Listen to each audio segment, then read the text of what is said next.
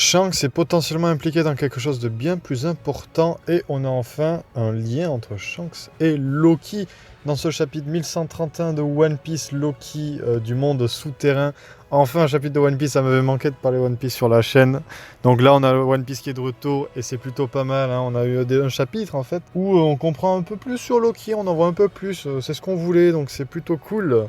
Donc on a Luffy qui continue de discuter avec Loki et il semble très heureux d'être à Elbaf. Il commence vraiment à tout lâcher à Loki. Il dit on voulait venir depuis tellement longtemps, patati patata. Et tu vois que Loki s'agace, il en a marre et il va d'ailleurs lui faire comprendre.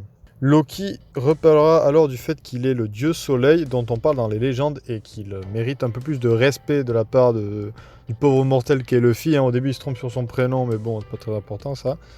Et on aura sa prime, qui est de 2,8 milliards, mais ça sera écrit prime spéciale. Donc, qu'est-ce que ça veut dire, prime spéciale? Est-ce que c'est parce que ça date? C'est une prime qui date d'il y a très longtemps, comme avaient Drogi et Brogy, je crois, je ne sais plus exactement leur prénom, mais les deux géants rencontrés par Luffy et les autres, ils avaient une prime qui était ancienne, mais je ne sais pas si c'était mentionné prime spéciale. Ou alors est-ce que c'est parce que la marine a une attention un peu différente sur ce personnage dont on apprendra pas mal de choses dans le chapitre. Il fera un pacte avec Luffy, enfin ils parleront d'un accord, il dira « Écoute-moi bien, si tu me libères », Loki dira « Si Luffy, tu me libères, alors je détruis, je fais disparaître l'équipage que tu veux. » Le mot « disparaître » est sorti. Donc est-ce que ça a un rapport avec son fruit du démon? Est-ce qu'il aurait le pouvoir de faire disparaître des choses de l'histoire ou autre? On sait pas, mystère. Et après, le chapitre continue avec des monstres qui apparaissent. Loki nous apprend qu'en fait, là où il se situe, c'est ce qu'on appelle dans sa mythologie le premier monde, le monde souterrain, d'où le titre du chapitre. Et apparemment, on y jette les rebuts, les gens qu'on souhaiterait voir mourir, enfin les gens dont on se débarrasse. Et lui, il peut pas se livrer parce qu'il est accroché avec une chaîne en granit marin. Donc on va avoir des monstres approchés et des sortes d'humains déguisés en tenue qui pue pour pas se faire bouffer, qui étaient apparemment amis avec Loki. Enfin, Loki était ami avec eux. Enfin, leur relation est particulièrement bizarre. Et on verra que pendant ce discours, Luffy fait ami-ami avec les monstres géants. Donc, rien de surprenant. On l'a déjà vu faire ça pas mal de fois avec le Kraken à l'île des hommes poissons et autres. Petit aparté aussi pour dire qu'on apprendra que ça fait 6 ans que Loki est enfermé là. Donc l'anecdote dont parlaient les géants, comme qu'ils ont dû tous se lier contre lui et tout, je pensais que ça datait pas longtemps, à la rigueur 2 ans peut-être pendant l'ellipse. Mais apparemment non, ça fait 6 ans, donc je crois que Luffy et les autres n'avaient même pas commencé leur voyage quand il y a eu cette histoire, donc écoutez, pourquoi pas, ça date d'il y a très longtemps. Et alors, la chaleur va monter, entre guillemets, les tensions vont monter, quand Loki évoquera Shanks en disant ce foutu pirate, ou ce satané pirate, ou ce pirate de pacotille.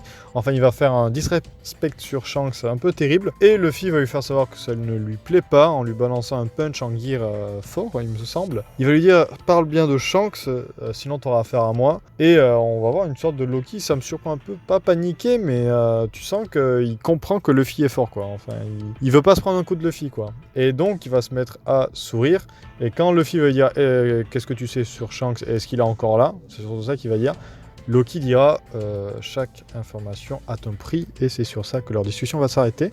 On aura une transition avec Nami, Chopper, Usopp, Zoro et Sanji, j'espère que j'ai oublié personne, sinon vous aurez dans l'image, qui fuit le géant enfin Oda nous marque, c'est potentiellement celui qui se cache sous le masque du dieu soleil. Parce que vous savez, au début de cet arc, il y avait un personnage qui se faisait passer pour le dieu soleil avec un masque de bouc et on le voit courir après la seconde partie de l'équipage. Du coup, nous on sait que c'est lui, mais l'équipage ne le sait pas et Oda fait une petite vanne sur ça. Ou alors c'est pas lui et dans ce cas-là Oda aurait fait un flashback bizarre, enfin bref. Et du coup on les voit courir après Luffy et les autres, Nami et les autres pardon, qui eux fuient. Et on voit aussi que derrière eux il y a 2 autres membres du nouvel équipage des géants, parce que les 3 font partie de cet équipage, nouvel équipage qu'on verra aussi en bas dans le monde souterrain avec Ajrudin et l'autre dont j'ai oublié le nom qui est avec lui, qui ont chassé une sorte de bête et ils se demandent comment ils vont le rapporter. On apprend que ça sera un don, un cadeau pour Luffy et les autres, parce qu'ils savent que Luffy vont arriver et tout. Et vu que Ajrudin est dans le monde souterrain, peut-être qu'il va tomber sur Luffy, ça serait pas étonnant, étant donné que les deux sont dans le monde souterrain.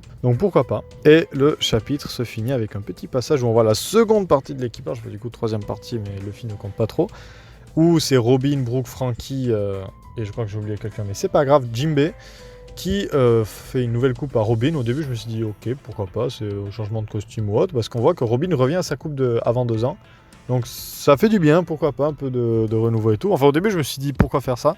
Et après c'est vrai qu'on apprend que, enfin j'avais oublié que Robin connaît Shuon, je crois qu'il s'appelle. Soro, pardon, Soro, qui était le géant qui était avec elle quand elle était petite. Et qui est potentiellement le chef d'Elbaf, ou du moins le chef momentané, voire ou le chef d'un équipage, je sais pas, il me semble que c'est le chef d'Elbaf. Et transition toute faite pour la case de fin qui nous dit que Soro, je sais pas si ça se prononce comme ça, a un problème, il semble ne plus se lever, donc il semble avoir un problème. Donc on a tous les pions qui sont mis en place, hein, on a tout le monde qui est à Elbaf ou aux abords d'Elbaf.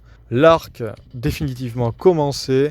Maintenant, qu'est-ce que Shanks a à voir avec l'arrestation de Loki? Il semble y avoir participé.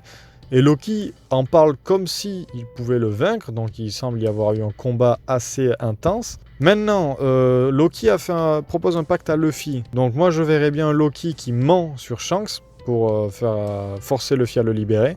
Il pourrait dire Shanks est en grand danger à cause de ça, ou Shanks a fait ci, enfin est en grand danger, Luffy ne croirait pas. Bref, il peut y avoir quelque chose, ou alors peut-être qu'il peut tomber sur Kid. En effet, Kid veut péter la gueule à Shanks, hein, ça y a pas de doute. Donc peut-être que, étant donné qu'il s'est fait péter la gueule par Shanks, il a sans doute, soit il est mort noyé, comme on est censé le penser, mais à mon avis, c'est pas, je pense pas. Soit du coup, il est tombé, enfin il a réussi d'une manière ou d'une autre à atterrir dans ce monde souterrain, et tomberait alors peut-être en contact avec ce Loki qui lui dirait, écoute, je fais disparaître l'équipage que tu veux, mais libère-moi. Ce que Kid accepterait, donc on aurait un Kid pas forcément méchant, mais étant donné que Kid, à mon avis, veut se venger de Shanks, ça me choquerait pas qu'il accepte. Donc on n'est pas au bout de nos surprises avec ce chapitre, et hâte de voir ce qui va se passer dans le chapitre prochain. Moi je suis content de vous avoir retrouvé, n'hésitez pas à commenter ce que vous en pensez et tout, et à vous abonner, on est beaucoup à pas être abonnés, donc moi je vous dis à la semaine prochaine, ciao tout le monde.